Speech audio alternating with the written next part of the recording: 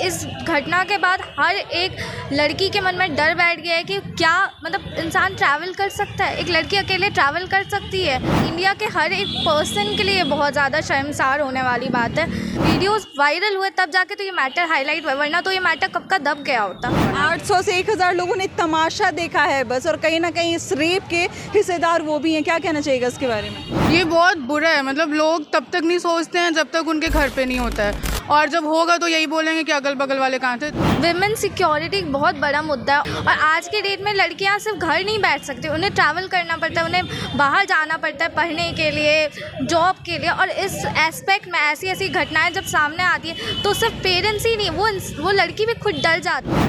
Cookie जनजाति की 2 महिलाओं के साथ जो हैवानियत हुई है, जिस तरीके से उन्हें नंगा करके रोड पर चलाया गया है, इस बारे में बातचीत करने के लिए मैं पटना वुमेंस कॉलेज के बाहर आई हूँ। आप सभी जानते हैं ये कॉलेज कितना इंपॉर्टेंट है, कि एशिया में इसका नाम लिया जाता है इस पूरे कॉलेज का, और यहाँ की लड़कियों का जो व्यू है, जो ओपिनियंस है, वो बहुत मैटर करता है। बताइए क्या कहना चाहेंगे जब आपके सामने ये रिपोर्ट आई, जब आपके सामने ये वीडियो आया कि 2 महिलाओं को, जो कि 42 और 52 साल की महिलाएँ हैं, उनके साथ ऐसा किया जा रहा है?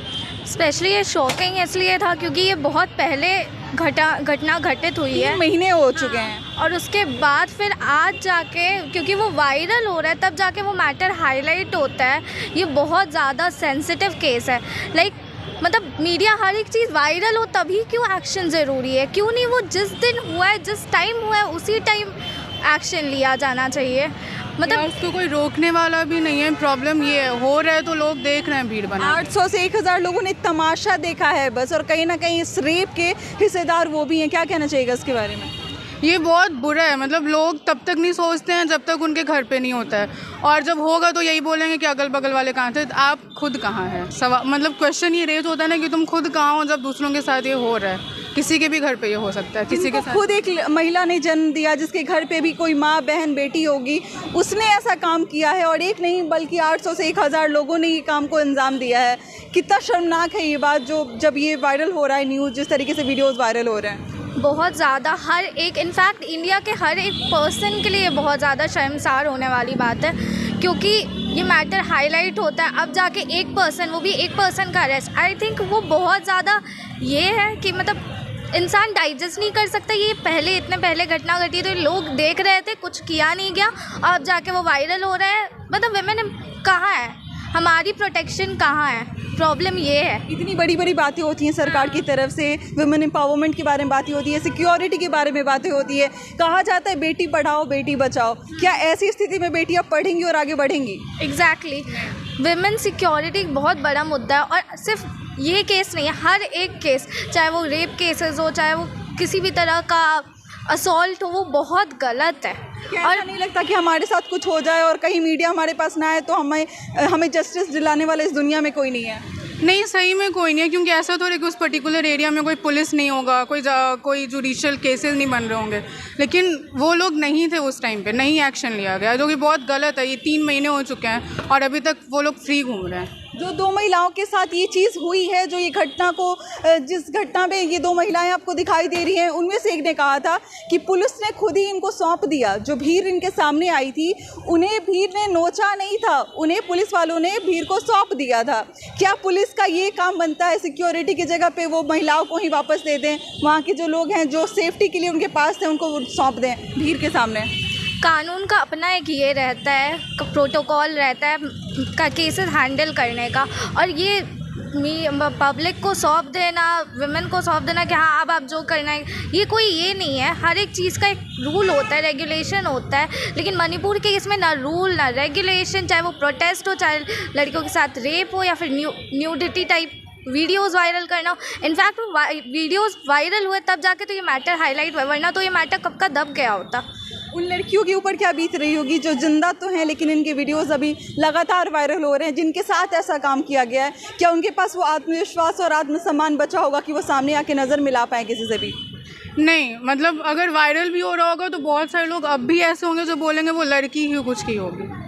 ऐसा है, मतलब हो सकता है, ये प्रोबेबिलिटी है।